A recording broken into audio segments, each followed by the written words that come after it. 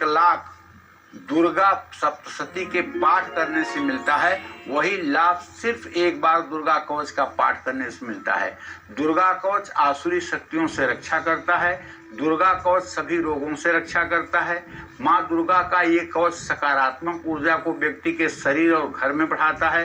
दुर्गा कवच हमारे बाहरी और आंतरिक अंगों की रक्षा करता है।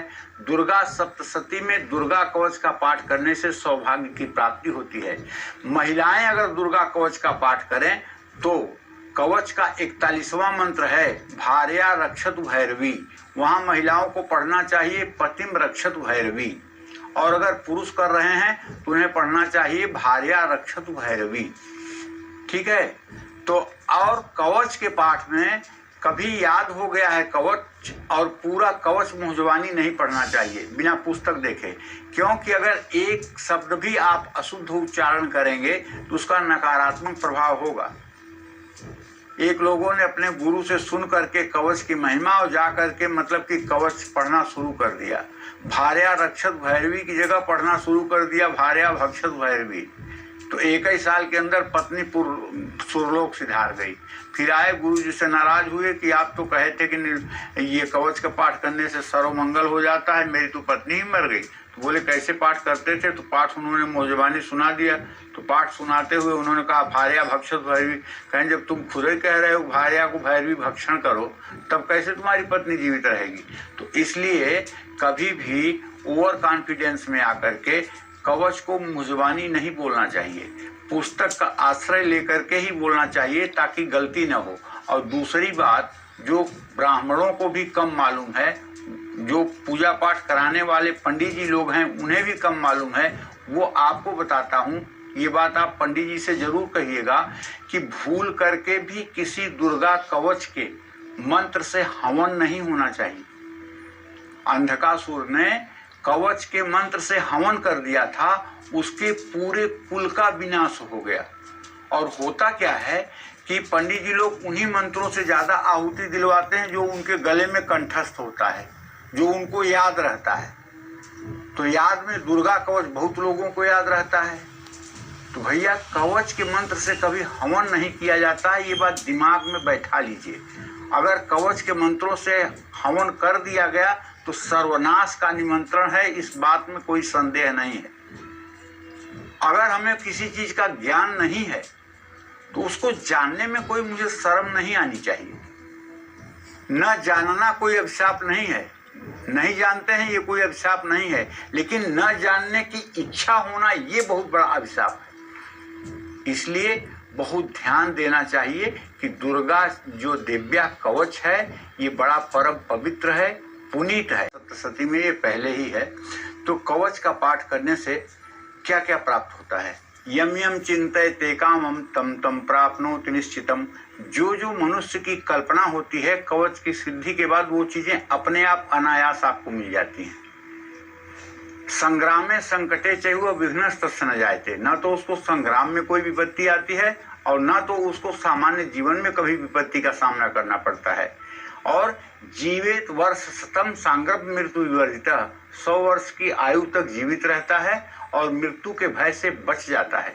तो माँ दुर्गा का जो कवच है ये भगवान ब्रह्मा ने ऋषि मार्कंडे को सुनाया था। इस कवच में कुल 52 श्लोक हैं।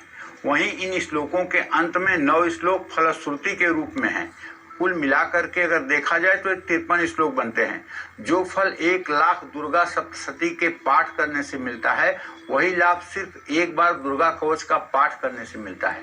दुर्गा कवच आसुरी शक्तियों से रक्षा करता है, इसीलिए दुर्गा कवच के 16वें मंत्र का सबसे पहले जप किया जाता है। ओम नमस्तेस्तु महारौद्रे महाघोर पराक्रमे महाबले महोत्साहे महाभय विनाशिनीम। अगर आप कवच का पाठ करने जा रहे हैं तो पहले 16वें मंत्र का 5 बार उच्चारण करिए और उसके बाद तब आप कवच का पाठ करिए। अगर ऐसा आप करते हैं तो आप विश्वास मानिए आपका कवच सिद्ध हो जाएगा। कवच का यदि आपकी सिद्धि हो गई, और कवच की सिद्धि कब तक होती है भैया? अगर पूरी निष्ठा के साथ भगवती की आराधना में आप लग जाएं और 3 साल तक लगातार आप नवरात्र के व्रत करते हुए और इस कवच का पाठ प्रातः सायं करना शुरू कर दें तो निश्चित रूप से 3 साल के अंदर ये कवच सिद्ध हो जाता है। और इस कवच का पाठ करने से कितना भी बड़ा चर्म रोग हो वो ठीक हो जाता है। चर्म रोग चाहे जितना भयानक हो, लेकिन दोनों समय दुर्गा कवच का पाठ करने से चर्म रोग ठीक हो जाता है।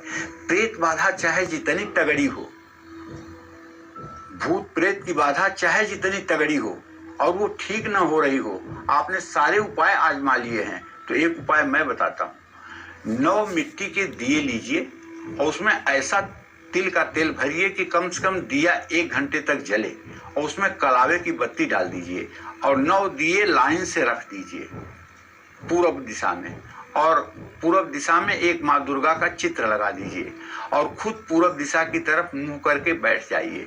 अगर आप नहीं जानते हैं तो किसी विद्वान ब्राह्मण को बुलाकर बैठा लीजिए, जो सरल सज्जन आपके कल्याण के लिए कार्य करने वाला ब्राह्मण हो। ऐसे ब्राह्मण का वर्ण करिए और उससे हाथ जोड़कर निवेदन करिए कि 9 बार दुर्गा कवच का पाठ कर दें।